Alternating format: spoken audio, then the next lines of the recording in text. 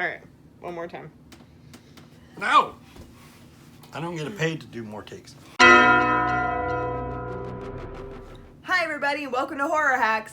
The show where we talk about and share our love of all things horror. This week we're going to talk about our favorite kind of horror.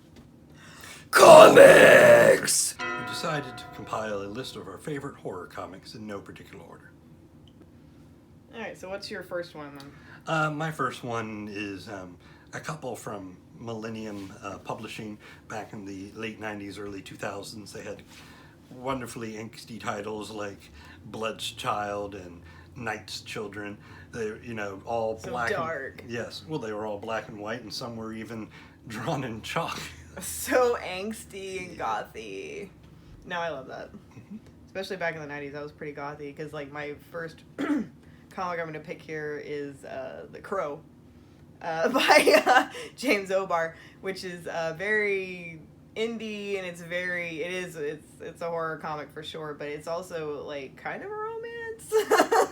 Or anti-romance? A little, but it's I don't know, one of the best ever made, and was turned into a movie and everything, which I may or may not know. But I don't know. I think it's movies. right. But I don't know. I think that was just like almost a quintessential like '90s moment captured into a comic and then later on a movie. All right, so my next pick is something that's near and dear to my heart and super crazy, cool, just random horror, and it's Mermaid Forest, which was later turned into an anime as well, but it's by Rumiko Takahashi, one of my favorite writers and artists of all time, period, the end. But she's from Japan, and the Mermaid series sounds like, oh, mermaids, except it's based off of, actual like Japanese folklore, where the mermaids are sometimes monsters and they want to eat you, but generally there's this old like folk tale that like if you eat some mermaid flesh, then you become immortal or you gain magic powers or something like that. But sometimes if you eat it, you turn into a monster, or sometimes you can die. So there's like a whole bunch of, it's like really, if you're really into like crazy folklore and body horror, you know what I'm talking about, then this is for you. And for something that is in black and white, it is the bloodiest I have ever read in my entire life. And it's just beautiful.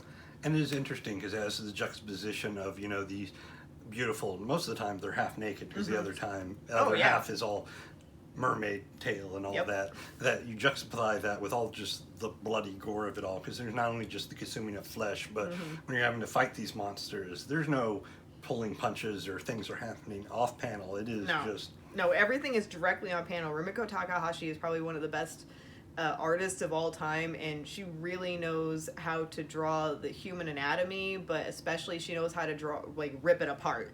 Like, you may know the name from things like Ranma Half and Inuyasha, things like that, but the Mermaid series is top-notch gourmet horror. Fun fact time! Fun fact time involving horror and comics, actually, is the comic code. Back in the 50s, one of the reasons it was created, or the way it was tailored, was to push out comic publishers that did horror, like the venerable EC Comics, because literally in the verbiage it had such wonderful words as, no comic magazine shall use the word horror or terror in its title. Halo! But you see, it'd be a little hard to have a horror comic when you can't use the word horror.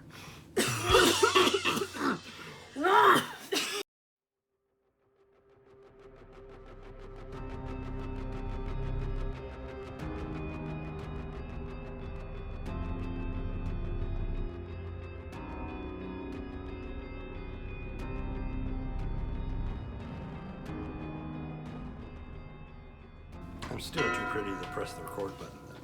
No.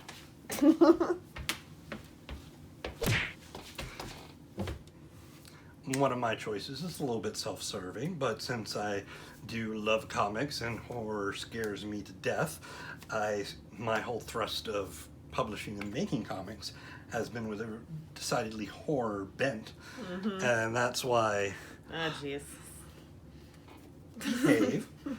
We have wonderful titles like my flagship title, Dusk, where it was long before Twilight came out, so I thought I was witty, Dusk and all that. We're just vampires growing up with, vampire movies in the 80s and video games and comics.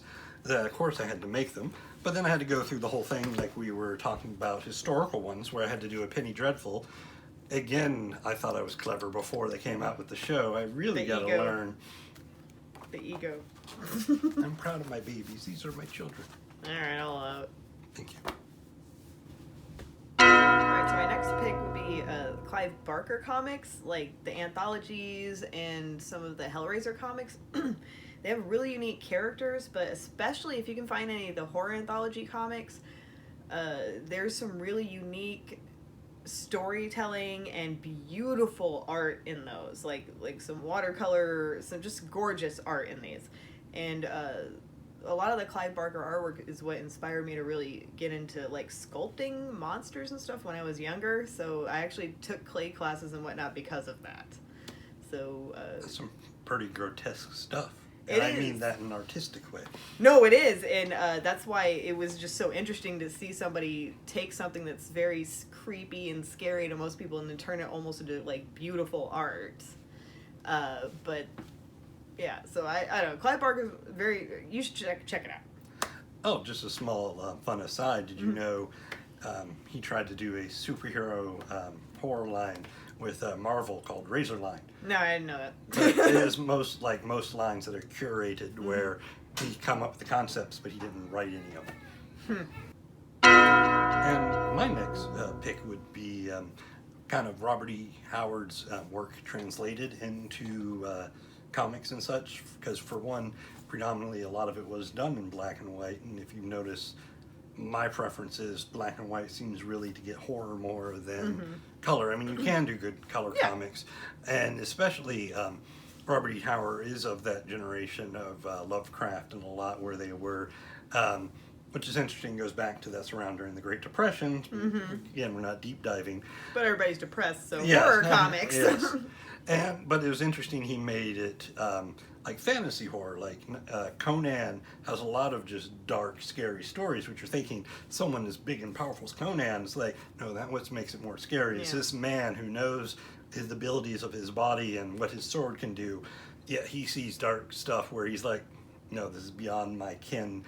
And that makes it even, I think, more profound, and you can be a little bit more primitive in the horror because they didn't have the technology and all that, so it's more primal horror. Well, I like period horror pieces anyways, because some people would say that, like, there's only, like, certain periods where there is horror, and I think that horror can happen in any era. I mean, you can have futuristic horror, you can have horror in caveman days, you can have Victorian horror. I mean, there's always going to be some sort of way to inject horror into some sort of time period, and I think that's fun. Yeah, and that's why I think fantasy horror fits in here with all the Conan comic adaptations. I mean, it's all the beheadings and the pikes, heads on pikes. That's not horror? Yeah. Come on. That's totally horror. Blood everywhere. So, speaking of doodles in one's notebook, my next pick is by Jonan Vasquez called Johnny the Homicidal Maniac, and that basically is just like angry doodles. And I really related to that because I do believe in one of the interviews or whatnot I read when I was younger, he did say that like he was just angry in school, and so instead of like taking it out on the kids or whatever, he would just doodle in his book, and I was like, oh my god, that's great. And so like I learned from that, and I do that. So it's like instead of like getting like really, really angry, sometimes I'll just like doodle it out. It's a great way of creative expressing yourself and therapy. Oh yeah, art therapy. It works. But yeah, so I love that. That is a very 90s comic. Kind of getting 90s here, but It is, but there's a lot of really good horror comics, especially in the 80s and 90s, I think. So, I mean, you're going to hit a lot of them. I mean, there was a lot of ones, classic ones in the 60s, 70s, and before that, but especially 80s and 90s, it just seemed to have, like, a lot of just crazy out there horror. Yeah, and we won't do the deep dive of what social economical things, like, I don't know, the recession in the 90s, which would play into, why horror would be big during such times. Yeah, totally. Everybody's sad. Can't rain all the time. Only happy when it rains.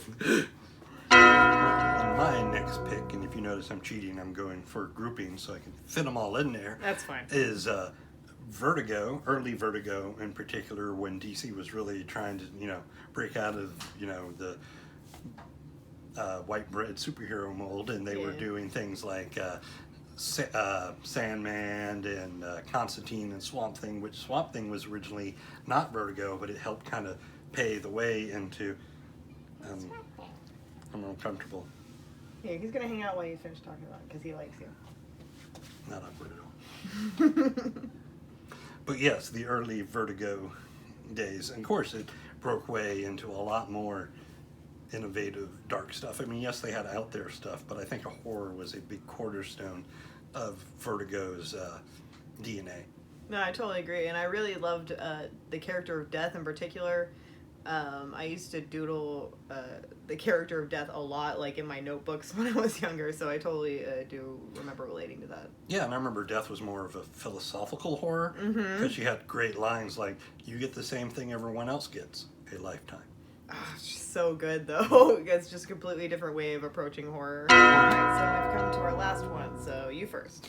You're too kind. Well, as you notice, I've been grouping things, but that's good to cover everything. And well, the last one is Heavy Metal magazine, which even though they've had horror specials and all that, they have a lot of good, basically horror stories because it's an anthology, really. So it is. Actually, this one's my choice too, so we can both just talk about it. Oh, awesome! Yeah, because that just shows you how widespread its appeal is and how influential it is. That some really bloody stuff in here. Yes. And also because, they do get stuff from Europe, which has a very different take on comics and such, because in America, comics are for kids. In Europe, comics is a form of literature. This is actually a 1995 copy with a cover by Olivia, one of my favorite artists on it. Yeah, they've been going since the 70s, and I think, they are still in published today.